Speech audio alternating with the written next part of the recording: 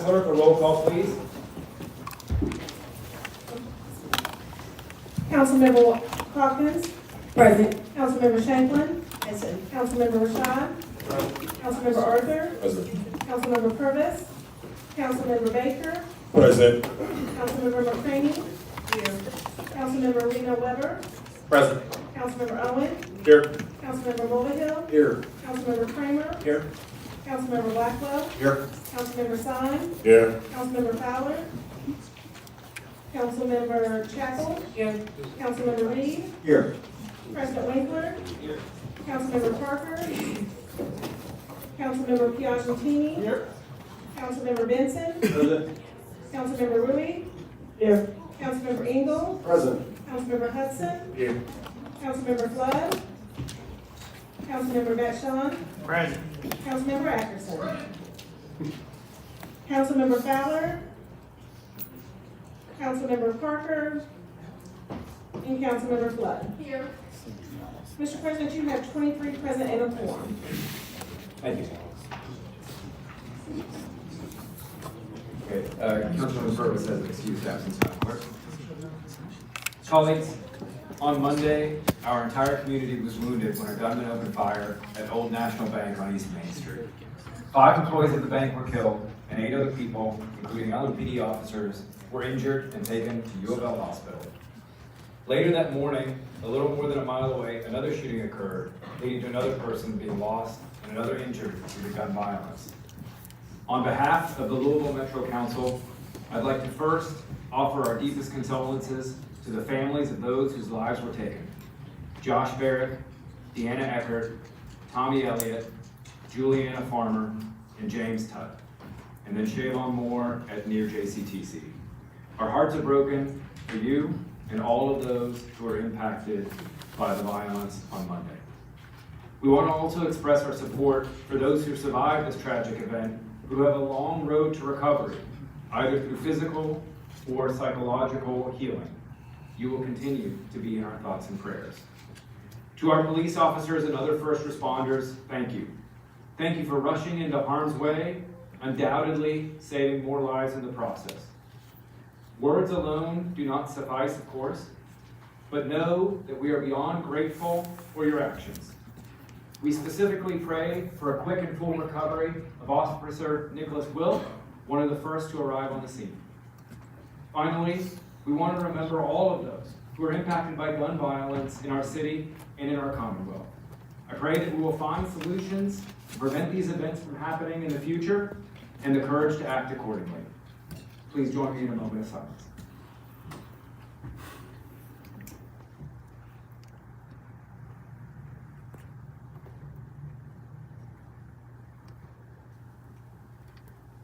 Thank you. Next, Councilwoman Chapel, will you please introduce your page?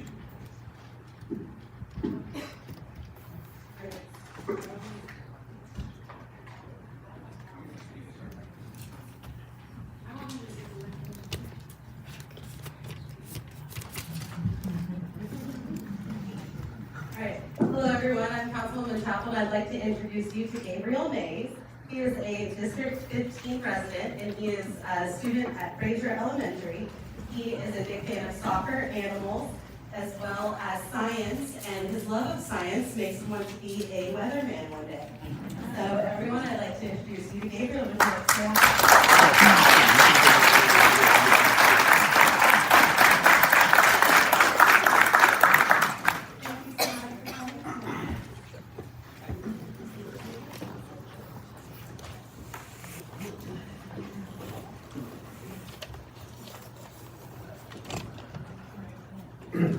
Thank you. Next, I'll be presenting a proclamation to the National Parkinson's Institute to recognize April as Parkinson's Awareness Month. We're joined by Eric Richardson, President and CEO of MPI, Erica Gano, Vice President of MPI, and also Ed Hayden. Madam Clerk, please let the record reflect that Councilwoman McCraney will take the chair. So noted.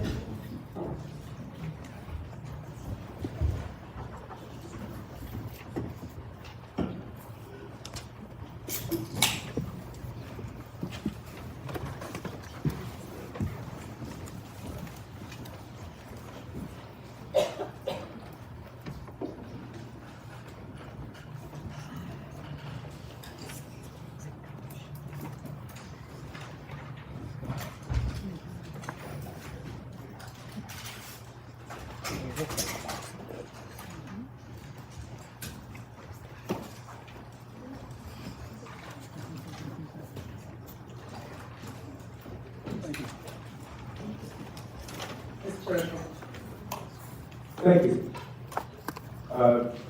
Madam President Pro Tem, again, I'd like to recognize April as Parkinson's Awareness Month. To all whom these letters shall come, greetings. Know ye that the Louisville Metro Council hereby recognizes Parkinson's Awareness Month. Whereas Parkinson's disease is the fastest growing neurological disorder in the world, with approximately 90,000 people diagnosed annually, with no known cause or cure. And whereas the National Parkinson's Institute, founded and headquartered in Louisville, Kentucky, holds their annual Red Tulip Gala to support its mission to support the fight against Parkinson's disease by improving each patient's quality of life through exercise, education, and awareness. And whereas the National Parkinson's Institute serves hundreds of patients per week, providing free services such as exercise classes, support groups, workshop, and educational events. And whereas April is Parkinson's Awareness Month. These privileges and responsibilities thereunto appertaining, in testimony whereof, we have caused these letters to be made, and hereby confer this honor with all the rights and the official seal of Louisville Metro government to hereunto affixed. Done in the Commonwealth of Kentucky on this 13th day of April 2023, Marcus McClure, Louisville Metro Council President.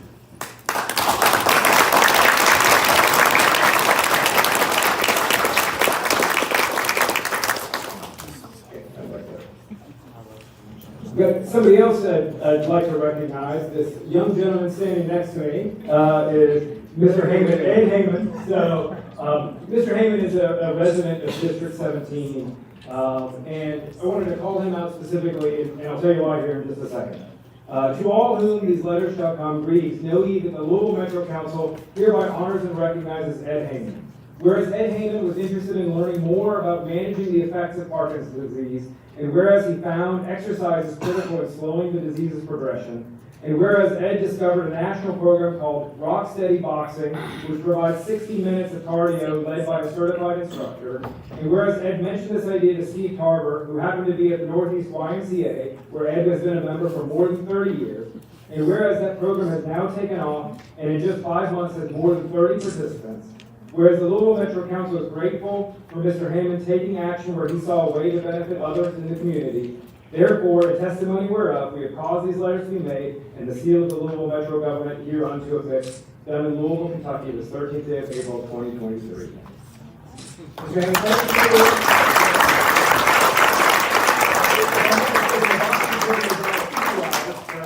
So, and don't mess with Mr. Heyman, okay? I got a cane here to work with.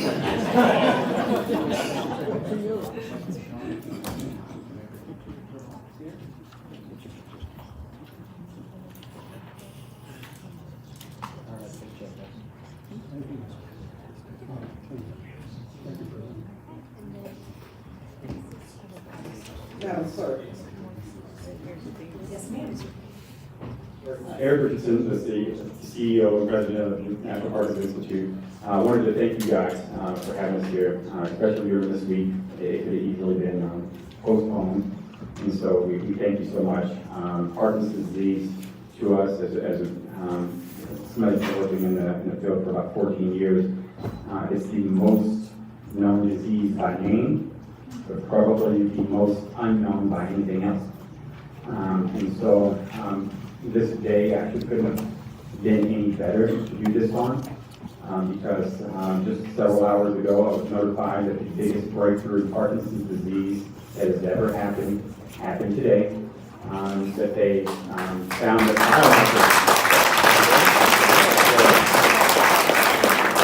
so you will probably like to hear that.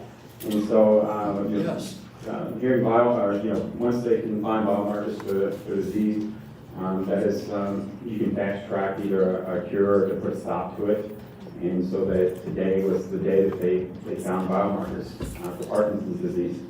And so now they can diagnose you before you even have symptoms. So thank you guys, and we greatly appreciate it. And Eric, you have any words? Thank you so much.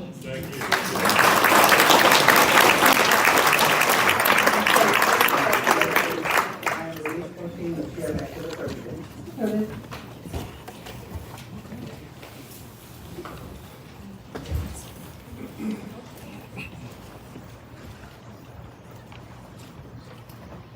Madam Clerk, are there any addresses to council? Yes, sir, there are. Let me remind those addressing the council to please refrain from using any profanity or making derogatory statements towards council members. Madam Clerk, please call the first speaker. Shoshana Lee.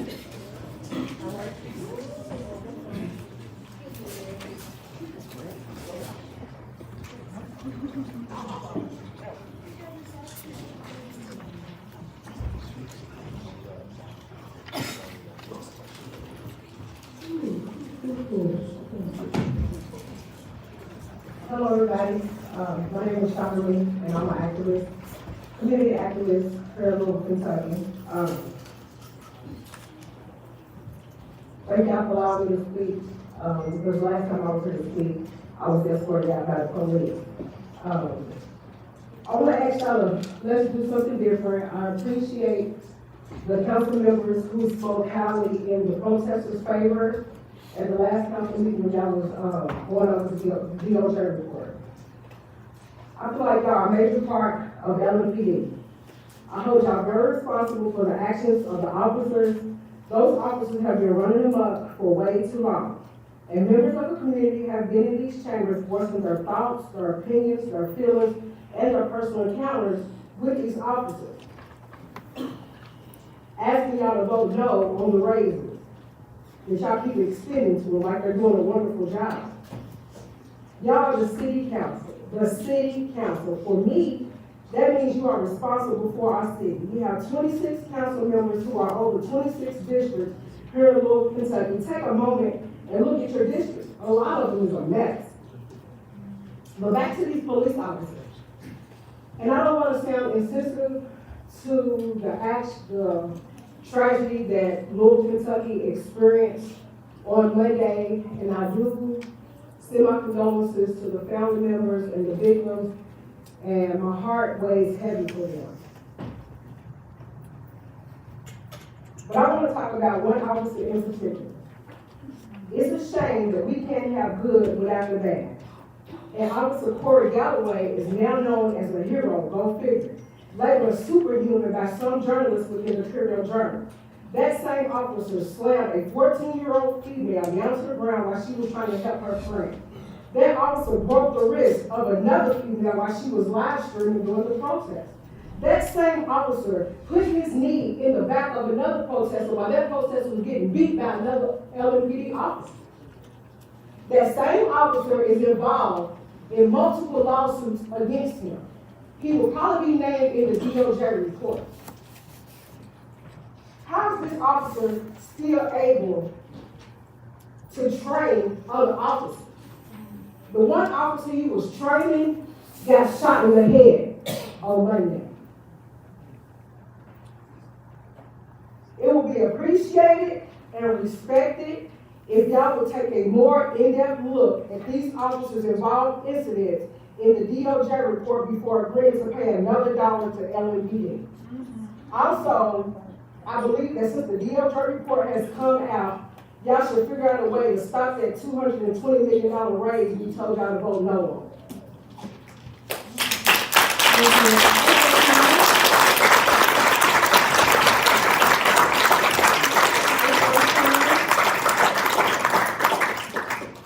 One more time. April Kern. Here I am. Thank you, ma'am. You can hear over all of that wonderful applause. Thank you. For my sister.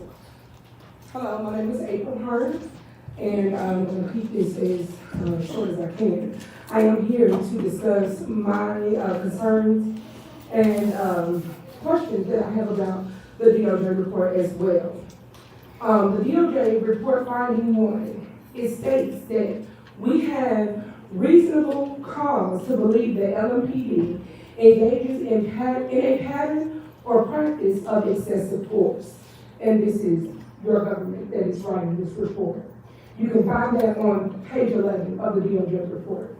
It goes on to say that officers use excessive force disproportionate to the threat posed. You can find that on page 12. On Monday, as you've already stated, there was a tragedy in Louisville, and I believe it's one like we've never seen before. And yes, Officer Corey Galloway, reported to that scene. And I believe that he did what was reasonable due to the severity of the crime. I believe that his acts were seen as heroic, as he possibly saved several other lives. Unfortunately, Officer Corey Galloway is also the officer that responded during the uprise at protests in 2020 and beyond. And as you've already heard stated, he is responsible for breaking Cheyenne's wrist. He is responsible for the concussion of a 14-year-old. He placed false charges on protesters. He also assisted in the assault by LAPD on B. Garrett. He was not held accountable for any of his actions. And with that, we have problems. We have questions and we need answers. He is also the same officer that is found over and over and over violating the rights of citizens in Louisville, Kentucky. He's violated the Fourth Amendment, and he's also violated the First Amendment, which protects our speech, protects us, and gives us the right to protest and speak against police action. The DOJ also reports, in their report, they also state, they noted that citizens should be free to verbally challenge police action without risking arrest. Otherwise, we do not live in a free nation, but we live in a police state. And by the actions of Corey Galloway, he shows that we are not living in a free nation, but very much a police state. Nevertheless, the DOJ did not just leave us with all of their findings. They did give us some recommendations. Yes. Your time has expired. If you want to wrap it up in another sentence. I will go ahead and wrap it up. You can go ahead and read the DOJ report, which I hope you have done, to see those recommendations. The reason I'm bringing it here, because I know it doesn't seem like it's relevant, but you all being our district people that we voted in, you've done a great job so far being there for us, speaking for us, but it hasn't been enough. We need to know, since we voted you all in, how will you vote us in? We need to sit at the table. We need to be a part of the conversations with the chief of police and with the mayor. How do you make that happen? Thank you very much.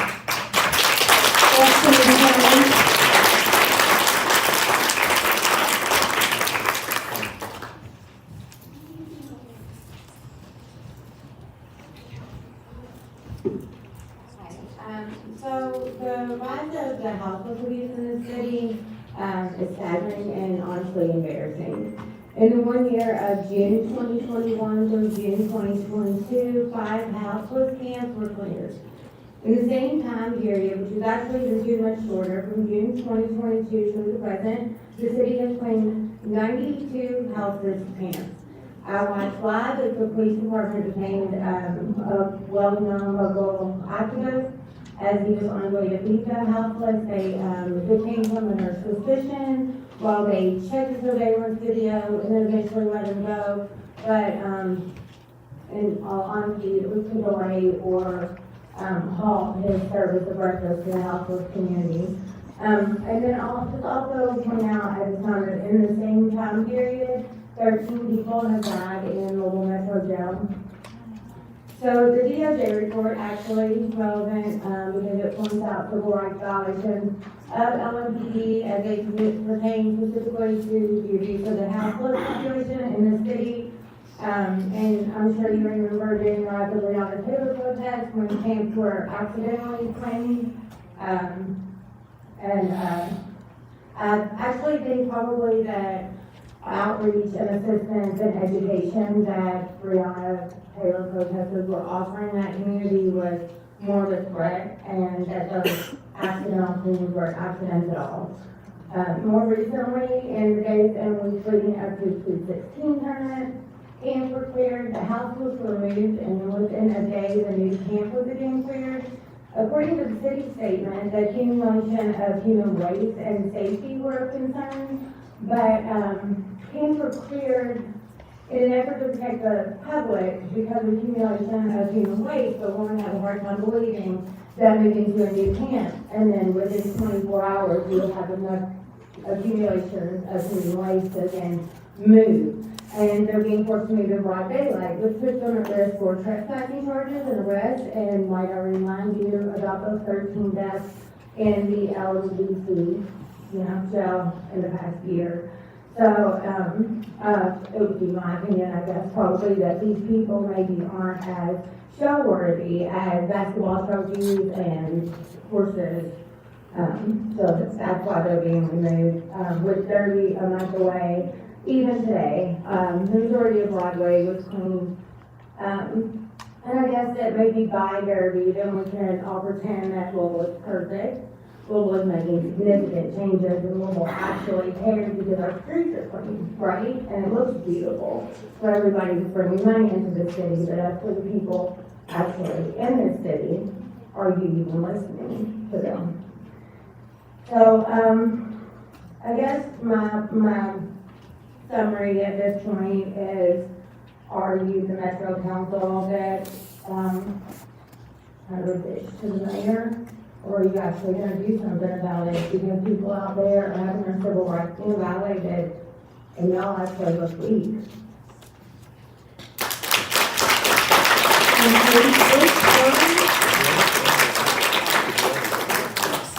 Bruce Wordy.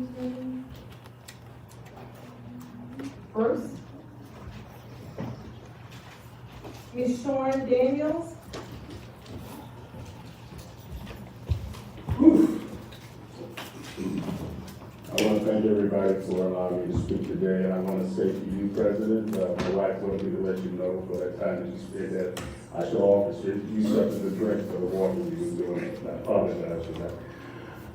I'm a retired military person, and some of you should already have my page there. I wrote a book. I'm a new author. I'm Not Your Black America. The reason I wrote that book had to do a lot about my time when I joined into the military in 1978. I never thought that 18 years when I joined the military, that things that I experienced in South Carolina, that it would lead me into feeling who I am, writing this book, and also understanding all the young people that they talk about that look like me, the experiences that what I experienced in South Carolina. In South Carolina, in 1978, Black Panthers had only two options. Their options were to go to jail or join the military.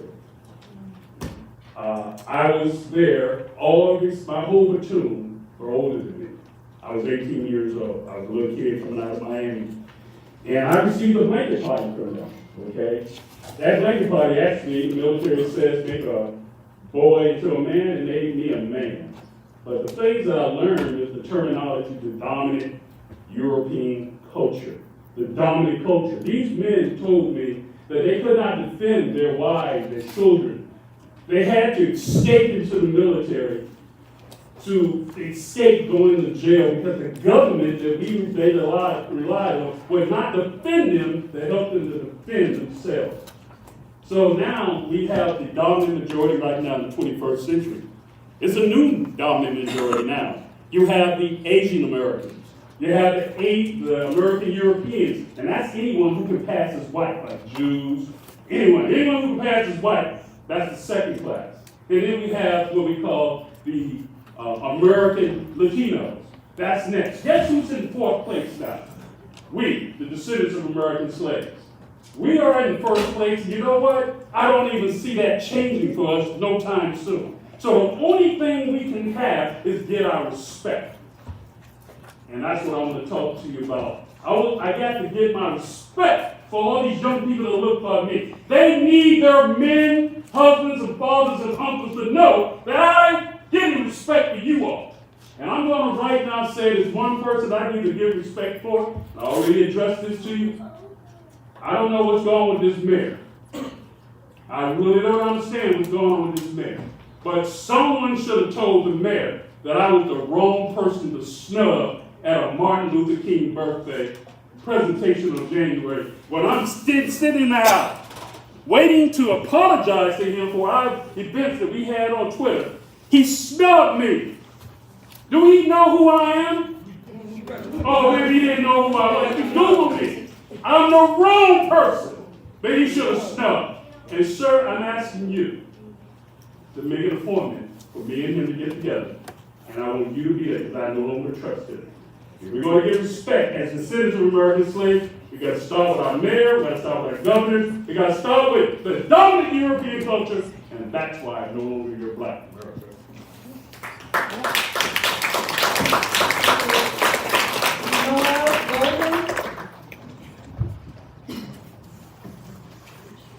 Noel Golden.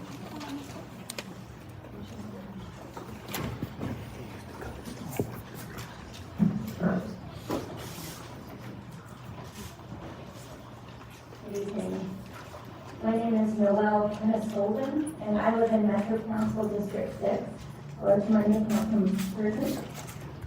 I'm here tonight as a representative of Louisville Showing Up for Racial Justice, also known as LSURJ. We are part of a national network of groups and individuals organizing white people for racial and economic justice.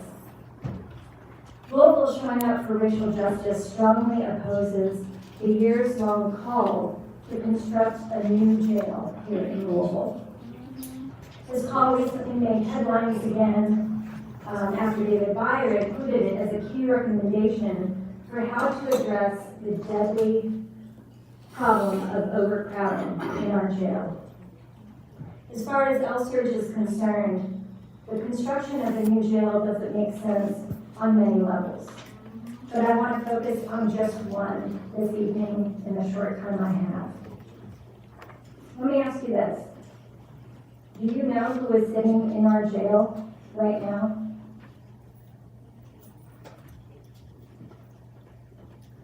%75% of people currently incarcerated by LMPC are detained only because they cannot afford to post bail.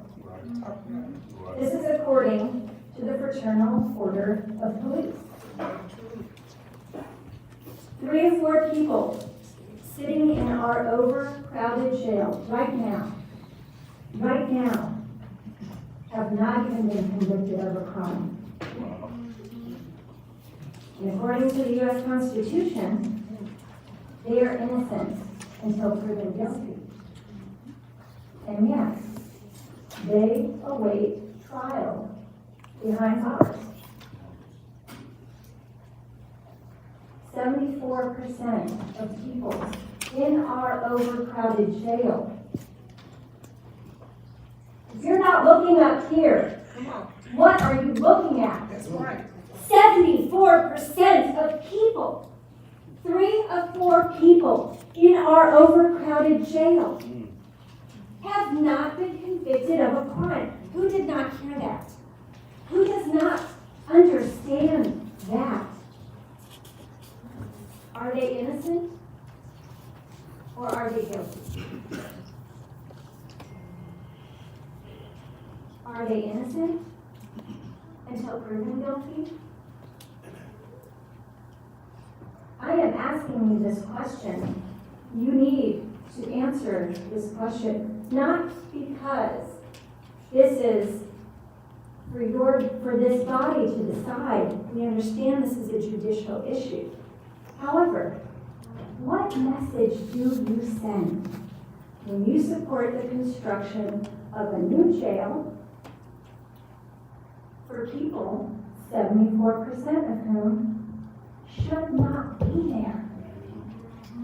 What message do you send?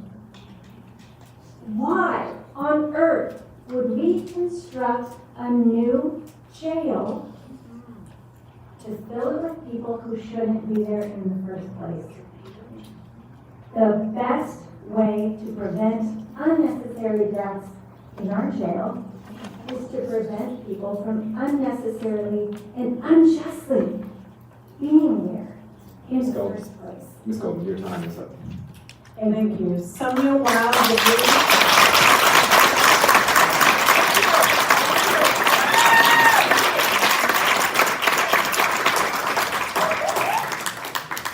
Hi, my name is Sonia Wilder Freeze, and I'm a high school teacher and a member of Louisville Showing Up for Racial Justice.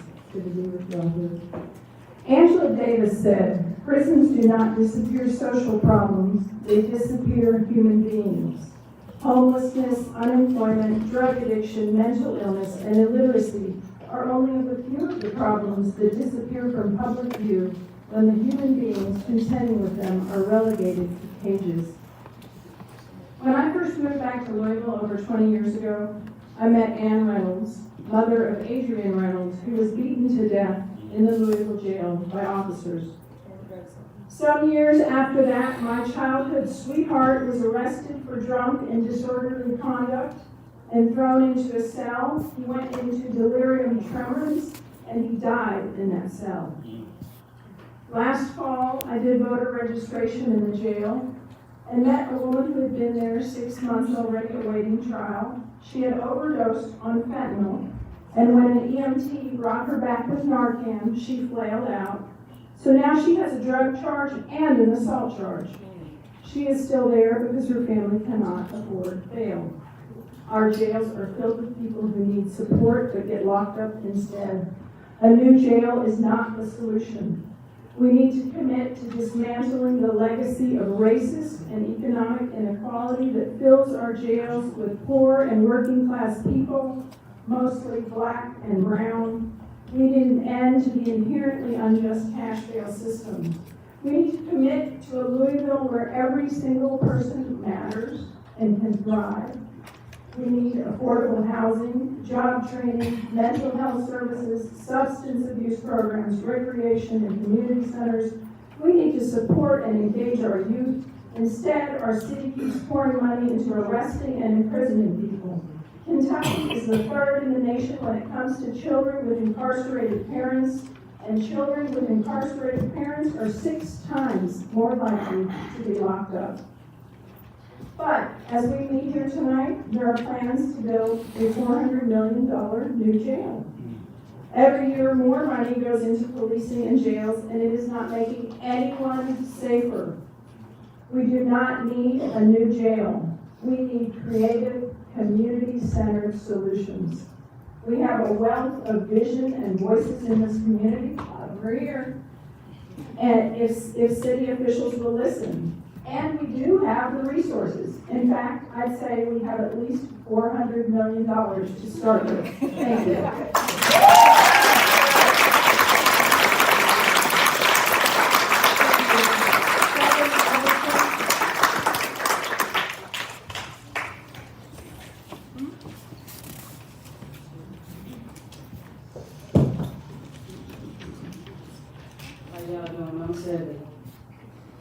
Being involved in civil unrest as long as I have takes me on a tremendous learning curve, coupled with traumatic events here in Louisville. Given that veteran education, so far it gives me quite a few options of things that I can come back before this board today and talk about. But today, I am choosing the topic of qualified immunity. Bluntly said, if I do it, jail time. If you do it, you're pardoned. It is hard to stand before you, before LMPD, LMDC, before judges, before other elected officials, and believe them when they say things such as, we're here for your protection, we are equal, we are here for you, etc. They're not. You're not. They're here for them. You are here for you. To save some sense of precedence, I want to turn your mental attention to a New York article that as of April 29, 2021, read New York Times bans qualified immunity for cops who use excessive force. I stand before you knowing that banning qualified immunity is a Supreme Court ruling, but much like in New York, they created a clause of action, giving individuals the ability to sue government officials in moments individuals feel wrong. This is something that this council can consider. This is something that a conversation should and could be focused on.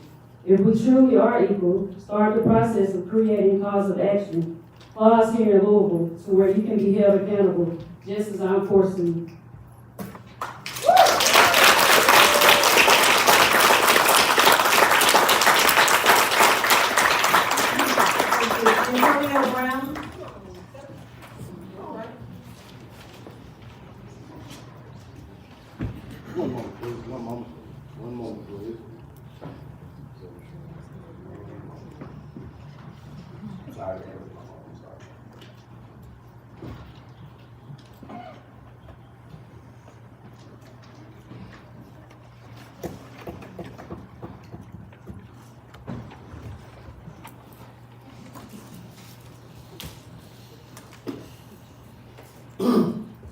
I'm Antonio Brown with, All of Us Are None, Feeding the Mind, and Always Greenway.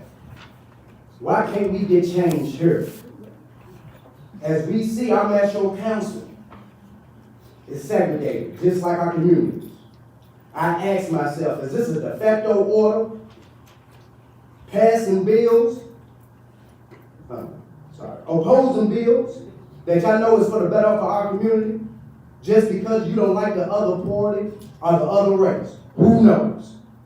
The last time I checked, y'all sitting in them seats because we live in a representative democracy. So who are y'all representing?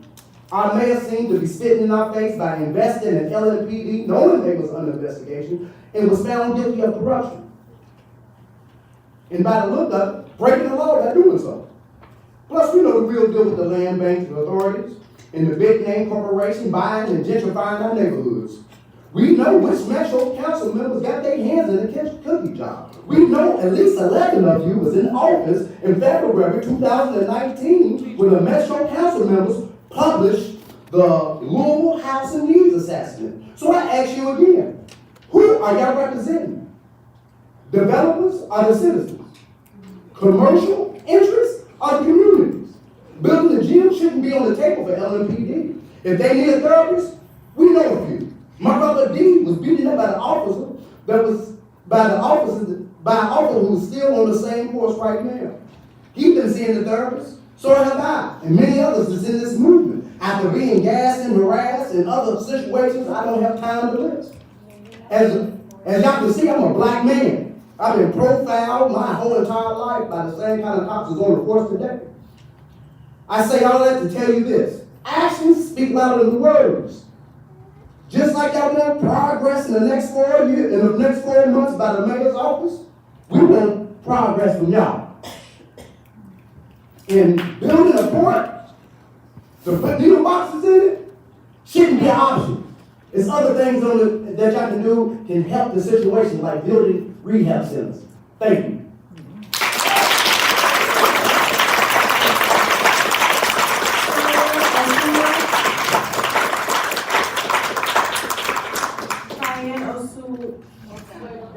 I'm so sorry, ma'am.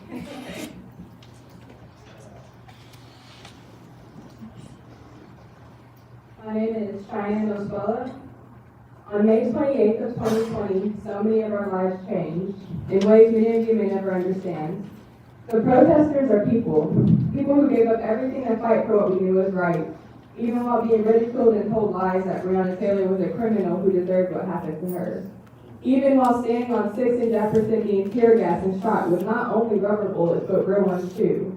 While the police were on standby preparing to treat us like we were the criminals and troublemakers, like we were the problem. We became victims of police brutality while the very thing we were fighting against was police brutality. We lost friends, families, homes, jobs, hope, and lives. We kept going, but the movement and the effects from it have not subsided. We're still suffering. We're still facing charges. We're still going to court. We're still facing jail time. We have PTSD. We're depressed. We're anxious. We have been alone, and no one has spoken up for us. The emotional and physical damage our police department and racist patriots inflicted on us over the years is irreversible.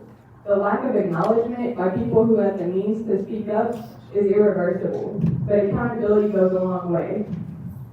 I will never forget the day I live-streamed police officers assault a 14-year-old girl and beat up the man that tried to help her. Officer Corey Galloway, a 250-pound man who was mad I was recording, pushed me and slammed me against the wall and pulled my arm so far up my back with one handcuff that it broke my wrist and then threw me in jail on false charges, where I sat for 8 hours with no medical attention and cried. I had never been to jail before. I had never broken the law, and I didn't that day either. Do you know how that could have felt? Helpless. I will never forget the day D. Garrett was tripped to the ground and punched in the face 4 times by Officer Aaron Ambers for jaywalking, while the same officer that assaulted me, Corey Galloway, kneeled on his back. I will never forget the day P. John Jennings asked an officer to use the restroom in the courthouse, and a sheriff faced him instead. I will never forget Rosie Henderson being choked by a police officer. I will never forget Chris Wells being flipped over an officer's back onto the ground and having a pepper ball gun pointed in his face by the same officer, again, Corey Galloway. I will never forget the countless times white men pointed guns in our faces, and the police let them go while Grandmaster Jay is sitting in jail for a crime he didn't commit. There are so many things we will never be able to forget. The people you see working in these streets today are not protesters. We are organizers, jail support, community aides, march leaders, court support, and activists. Put some respect on our names. Come on, China. We are still fighting for Breonna Taylor, for David McAtee, for Jordan Griffith, Taisha Chappelle, for Damani Jordan, and too many more names. In light of the DOJ report backing up everything we said, why is the city still holding us bondage to charges we never deserved? Metro Council members, I encourage you to demand Mike O'Connell, Tom Wine, and JCC prosecutors to drop the charges. Thank you.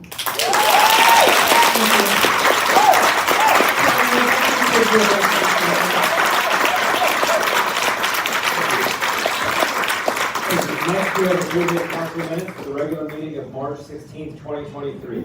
Are there any corrections or deletions? May I have a motion and a second for approval? Motion by Councilman Batson, second by Councilman Baker. The minutes have been properly moved and seconded. All those in favor say aye. Aye. Any opposed? The ayes have it. These minutes are approved as written. Next, we have approval of the following committee minutes, all in 2023. Regular Committee of the Whole, March 16th. Regular Planning and Zoning Committee, March 21st. Regular Labor and Economic Development Committee, March 21st. Regular Public Works Committee, March 21st. Regular Public Safety Committee, March 21st. Regular Equity, Community Affairs, Housing, Health, and Education Committee, March 22nd. Regular Government Oversight, Audit, and Appointments Committee, March 22nd. Regular Parks and Sustainability Committee, March 23rd. Regular Budget and Appropriations Committee, March 23rd. Are there any corrections or deletions? I have a motion and a second for approval. Second. Motion by Councilman Piattini, second by Councilman Batson. The minutes have been properly moved and seconded. All those in favor say aye. Aye. Any opposed? The ayes have it. The minutes are approved as If you do nothing else. If you do nothing else. Do nothing else. If you do nothing else. If you do nothing else. If you do nothing else. If you